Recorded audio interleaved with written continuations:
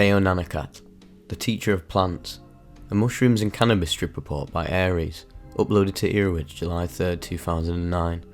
Below is my story of meeting Teonanacatl, the Aztec mushroom spirit.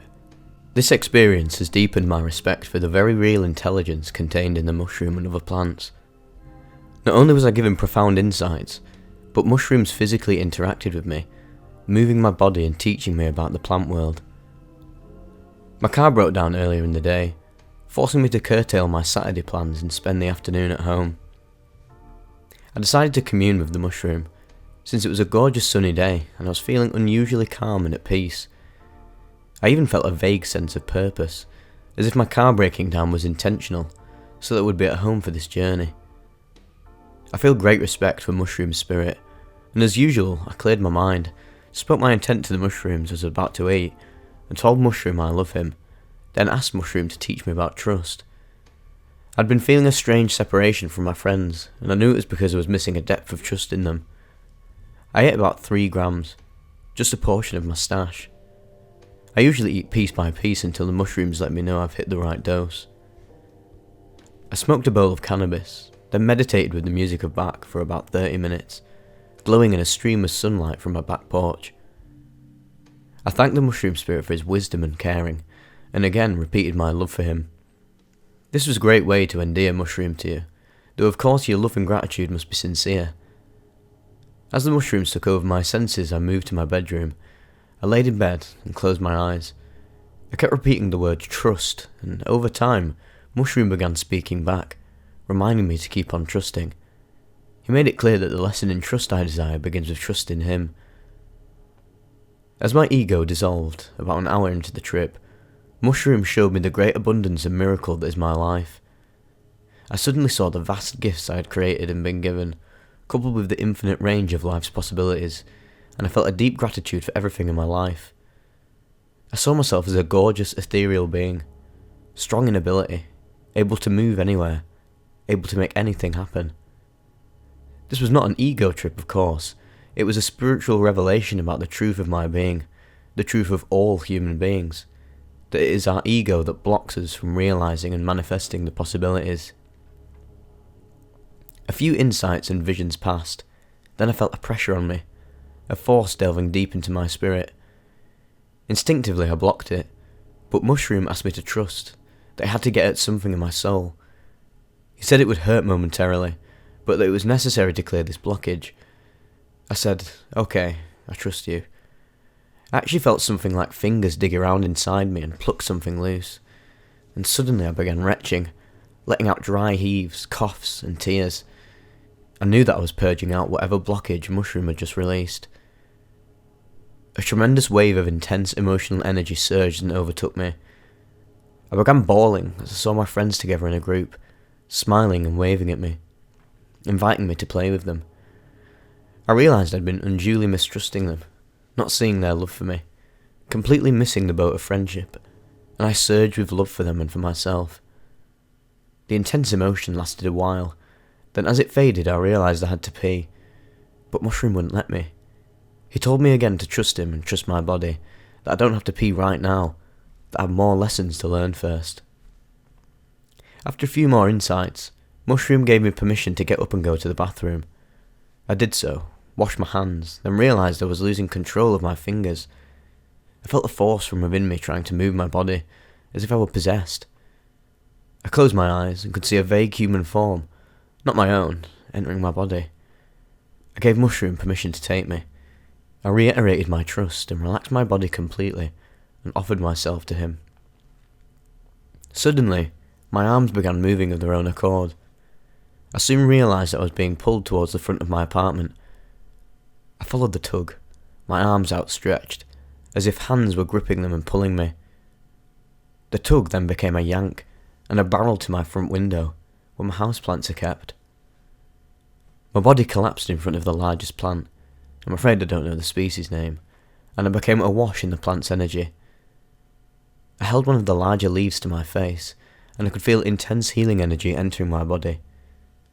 I began uttering deep, guttural, lion-like breaths as the energy of the plant coursed through me. Mushroom then began teaching me. He told me this plant specialises in healing, and that if I approach it correctly I can tap into its energy whenever I want. As I continued to bask in the energy, Mushroom then told me something startling.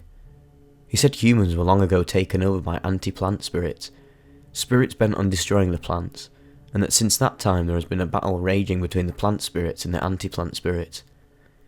He said the plants have been trying desperately to wake up humanity to this, but humans are still under the spell of the other forces. I declared my alliance with the plant spirits, and I pledged to learn and live as a plant steward. I sat back, my body limp, feeling rejuvenated, not to mention in utter awe at what was happening. Then my arms began moving again.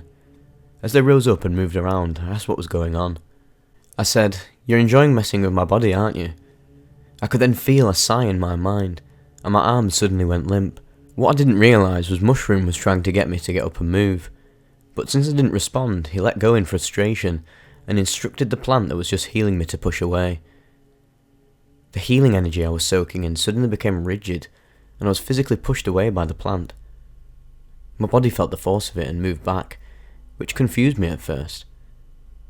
Thinking the plant was angry with me, I stood up and apologised to it for whatever I did, or didn't do, but then my right arm started moving and was again tugged, this time towards the back of my apartment.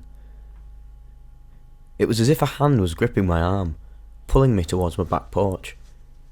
I again barreled in the direction of Mushroom's pull, but when I reached the porch I yanked my arm back and said, "Wait a minute." I told Mushroom I was confused by this interaction, that I don't really like being yanked around, and that I needed a moment to get my bearings. He gave me a minute, then started lightly pulling at my arm, towards my back window. I looked out the window and saw my garden in the backyard. I acknowledged the garden, and the Mushroom said, "Good, now let's go outside." Once again my arm was being tugged, this time towards the door to outside. I live in a densely populated city, therefore I was very reluctant, telling Mushroom I was uncomfortable going outside while tripping, since people could see me, and I sure as heck didn't want people to see me with my arms flailing around. Much to my surprise, Mushroom grabbed my foot and spun my leg around. He then grabbed both arms, tugging me towards outside. I reiterated my fear of being seen, but Mushroom repeated his request to trust him, so I said, "Okay," but told him I had to put my outside slippers on first. I couldn't find the slippers though, so I asked Mushroom for help. He told me they were in my kitchen under the ironing board. I checked and voila, there they were. I put on my slippers and walked towards the door. I could feel Mushroom leading me, tugging at my spirit as I walked towards the garden. I kneeled in front of the new strawberry plants that were just planted there, but then I began to feel self-conscious just kneeling and tripping while I could hear my neighbours, wondering what they'd think if they saw me. So I hurried back inside, which made Mushroom a bit frustrated. He told me again to trust him, that if I felt self-conscious kneeling by the garden, I could instead sit in a chair, so if someone saw me I'd just be relaxing, enjoying the evening breeze. I wasn't sure there was a chair in my backyard, but I trusted him and went back outside. True to his word, a lawn chair was sitting against the back wall of my house, so I pulled it up and took a seat. Mushroom told me to look down at the grass. As I did so, the lawn began morphing like it was an animate life, the energy of the grass being made visually apparent to me.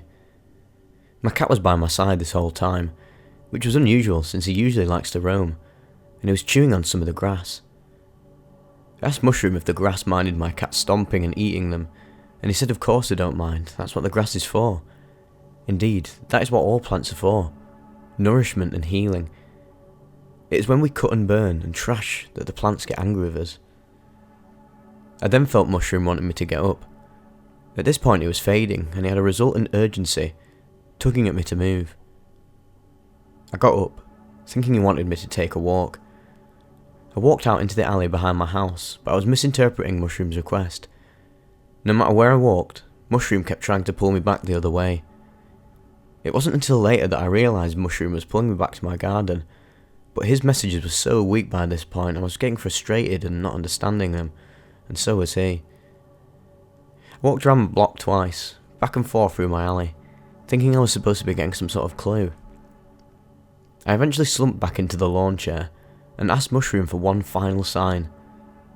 A robin swooped in and perched on my neighbour's garage.